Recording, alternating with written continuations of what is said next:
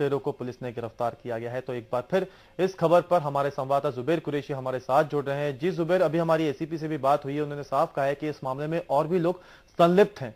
तो क्या लगता है आपको, कब तक उन्हें गिरफ्तार कर लिया जाएगा? बिल्कुल गौरव, इस मामले में जो प्रेस कॉन्फ्रेंस हुई थी आज, डीआईजी ने बताया था कि 2 आरोपी पकड़े गए हैं अभी, जिनसे ये 12 सोने की चेनें बरामद हुई हैं। इसमें 2 अन्य आरोपी फरार हैं, जी। जिनकी सरगर्मी से तलाश की जा रही है। अगर वो आरोपी पकड़े जाते हैं तो भोपाल में जो लूट की और वारदातें हुई हैं, जो पिछले साल जो लूट की वारदातें हुई हैं, उनका माल बरामद होने की संभावना है। आपको मैं बता दूं कि भोपाल में जनवरी से लेकर अभी मई माह तक करीब लूट की 24 वारदातें हो चुकी हैं, जी। जिनमें से ये 24 वारदातें पिछले 5 महीने में हुई हैं राजधानी भोपाल में, जिसमें चेन स्नेचिंग की वारदातें शामिल हैं। कुल चेन स्नेचिंग की जी। वारदातों के बारे में बात कर रहे हैं हम। इसमें से अभी जो 12 लूट की वारदातों का खुलासा हो चुका है, तो अभी भी कहा जा सकता है कि जो 12 लूट की वारदातें अभी अनसोल्ड हैं, वो उन आरोपियों के पकड़े जाते हैं तो संभवतः उम्मीद की जा रही है कि ये 12 वारदातें भी ट्रेस हो जाएगी। ये एक बड़ी सफलता कही जा सकती है भोपाल पुलिस के लिए। लेकिन सबसे बड़ी पुलिस के लिए चुनौती लगातार ये है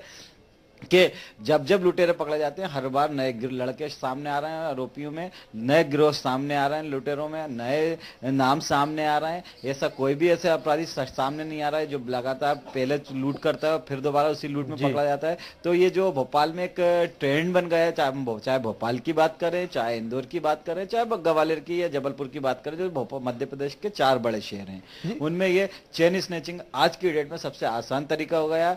लड़के जो भोपाल में शराब पीने के लिए या अपनी ऐश्वर्याम के लिए या अय्याशी के लिए आते हैं, राह चलती महिलाओं के गले से चेन झपटते हैं और फरार जाते हैं। सबसे बड़ी जो बात की करना है पुलिस के लिए, ये सबसे बड़ी चुनौती है। आरोपियों को पकड़ लिया, चेन बरामद कर ली, ये अच्छी बात है। और पुलिस के लिए डीआईजी ने भी पुलिस टीम की पीठ थपथपाई और उनको पर वारदात का खुलासा करने पर 10,000 का इनाम की भी घोषणा की, जो उनके क्राइटेरिया में है कि 10,000 से ज्यादा इनाम दे नहीं सकते। जी तो बिल्कुल जुबेर, आपने एक बहुत अच्छा मुद्दा उठाया कि नए नए गिरोह इसमें संलिप्त होते जा रहे हैं। जब कोई पुराना गिरोह का पकड़ा गिरफ्तार होते हैं, पुराने लोग गिरफ्तार होते हैं, नए लोग इस तरह के वारदातों को अंजाम देते हैं। तो सवाल ये उठता है कि इस पर अंकुश लगाने के लिए पुलिस प्रशासन की तरफ से क्या कदम उठाने चाहिए?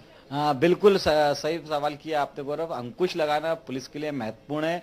जिस तरह से भोपाल में, इसके लिए आपको जो भोपाल के हॉस्टल्स हैं, कॉलेज के हॉस्टल्स हैं, ये जो भोपाल से बाहर के लोग भोपाल में पढ़ने आए, उन लोगों का समय समय पे हफ्ते में एक बार वेरिफिकेशन कराना चाहिए, हॉस्टलों की तलाशी ली जानी चाहिए। पहले हमारे भोपाल में होता था कि जब भी कोई स्टूडेंट्स होते उनका वेरिफिकेशन होता था, ये उनके पास पैसे कहाँ से आ रहे हैं इस खर्चे के, इसके कैसे अय्याशी कर रहे हैं, कैसे लग्जरी आइटम्स यूज कर, उनकी तलाशी करनी है। इसके अलावा पुराने लुटेरे जो, उन पर भी निगरानी रखना पड़ेगी। साथ में सबसे बड़ी जो बात हम देखते हैं भोपाल में, जो चेकिंग होती है, वो चेकिंग इस तरह से होती है कि वो उससे कुछ लुटेरे पकड़े नहीं जाते। भोपाल के चौराहों पे चेकिंग होती है, लुटेरों को पता रहता है कि कहाँ चेकिंग चल रही है, तो वो उनके पूरी पुलिस की आगे की जो क्या योजना है, क्या कार्यप्रणाली है, सारे बारे में पता रहता है। इस कारण से उसको ये पता नहीं लुटेरे ये चेन स्नेचिंग की वारदात अंजाम देते हैं। ज्यादातर हम देखते हैं कि भोपाल में जो चेन स्नेचिंग की वारदात होती है सुबह के टाइम होती है, जब महिलाएं या दूसरी मॉर्निंग वॉक के लिए जाती है या इवनिंग वॉक के लिए जाती हैं या शाम को जो होती हैं,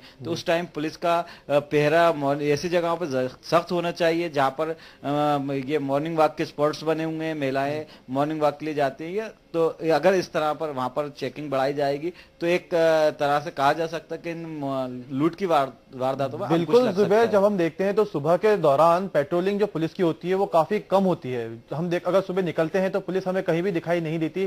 रात को पूरी पेट्रोलिंग होती है, लेकिन सुबह कोई भी पुलिस निगरानी करते हुए नजर नहीं आती। तो ऐसे में सुबह पुलिस को निगरानी रखना जरूरी है। सुबह की पेट्रोलिंग भी पुलिस के लिए अब जरूरी हो गई है।